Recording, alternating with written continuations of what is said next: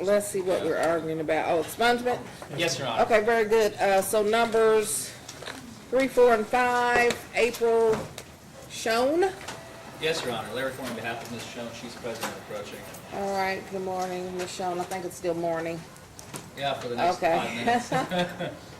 Okay, yes, go, Mr. Forman, you go ahead and go first, and then I'll hear the Commonwealth's argument. Thank you, Judge.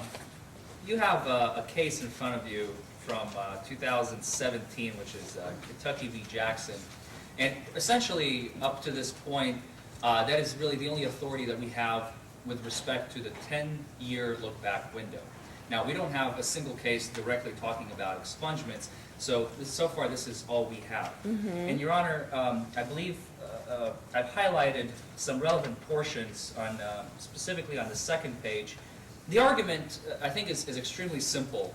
It's a contract case. It's a contracts issue when it comes to expungements. The Boykins, the defendants have been signing for years and years and years and years and years on cases, including DUI cases.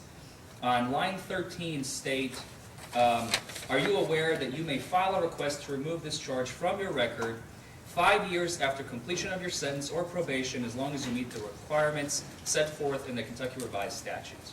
Okay. So it's been a 5-year, and with the exception of DUIs, every single other offense that I can think of, including some felonies now, it's on a 5-year expungement period. And I think the specific language on page 2, Your Honor, in front of you, the Kentucky Supreme Court, I think this is, yeah, Supreme Court, said that first line, generally plea agreements in criminal cases are contracts. So they're basically saying the Boykin is a contract and are interpreted according to ordinary contract principles. Once the plea agreement is accepted, it is binding upon the Commonwealth, and the accused is entitled to the benefit of the bargain. Now, they also go on in that third highlighted portion. They agree that Jackson and Denson, they agree with the Commonwealth. The argument for Jackson and Denson was it was a DUI fourth, and they had a couple, at least 1 or 2 DUIs that were outside the 5-year period, but within the new 10-year period. And the Supreme Court basically said, no, this applies to you. It is essentially ex post facto. There is no language in the Boykin to state that going forward, the look-back window applies to you to catch all those DUIs, even though they may have been 9 years, 8 years, 7 years ago, even though you caught the DUI after 2016 and the priors were before the law changed. However, and I think this is the key language in the case, there is no provision that promises that DUI convictions can only be used to enhance penalties of future offenses for 5 years, says the Supreme Court in Jackson.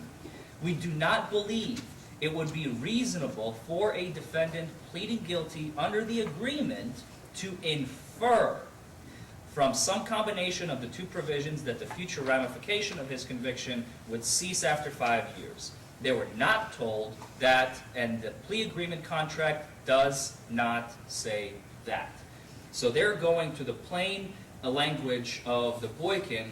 There is nothing that said you cannot have the enhancement period lengthened from 5 years to 10 years to 20 to life, whatever. There is no language in the Boykin to say that. Therefore, whatever you're asking is not enforceable. 10-year look-back window for future new offenses to look back to what you have committed in the past stands. End of story. That's the law in Kentucky as of September 2018. However, using their language specifically for purposes of expungement, they were told, and the plea agreement contract does say, quote, you may file a request to remove this charge from your record 5 years after completion of your sentence or probation. So Ms. Schoen, back in 2011, 12, I can't recall the exact date of her plea, was told specifically that. I believe it was Judge Armstrong that was on the bench, if I'm not mistaken, on that day, that accepted the plea agreement. She has accepted a plea deal, a written plea deal from the prosecution that included the specific language. So she detrimentally relied upon that, and this could, in theory, even rise to a level of, and I guess that you would call an ex post facto fraud in the inducement, making the contract void ab initio, since the term has been modified years after Ms. Schoen has pled. So, in essence, Your Honor, again, just to summarize, we have a contract, we have offer, we have acceptance, we have consideration. Ms. Schoen has given up some of her rights in order to receive a plea deal from the prosecution. She agreed to it. She agreed to the terms. She was under the impression that she could expunge it in 5 years. In the middle of those 5 years, legislature, who was not privy to the contract, they're a third party, and not directly related to the contract between the Commonwealth and Ms. Schoen, she detrimentally relied upon it. She accepted it. She moved on with her life, and then she comes back to court saying, hey, remember, I can expunge this in 5 years. I'm back. Where's my expungement? And the Commonwealth says, no, you can't. The legislature changed the rules, so goodbye. And that's where we're at. So I think, Your Honor, this is a simple contracts issue. We do not even need to discuss any constitutionality. We have offer, acceptance, consideration, and now the Commonwealth is essentially moving backwards or on their offer, on their contract deal. Mr. Burnham. Judge, I think the argument that the defense making really fails, even if you just want to look at it from a purely contractual standpoint. Number 13 on the Boykin says, are you aware that you may file a request to remove this charge from your record 5 years after the completion of your sentence or probation, as long, keywords being as long as, you meet the requirements set forth in the Kentucky Revised Statutes. The reason why it says 5 years is not because they're saying all charges are allowed to be expunged after 5 years, but because the expungement statute says in order to file for an expungement, you can't be charged or convicted with a misdemeanor within 5 years from the time you file the petition. So if she got charged or convicted of a misdemeanor or felony yesterday and she tries to file an expungement, she's not allowed to get expunged. The reason being is because we want to know what someone's criminal history is when we're looking at different parts of the case. We don't want them to, as soon as they get charged with a new crime, go out and try to expunge everything on their record.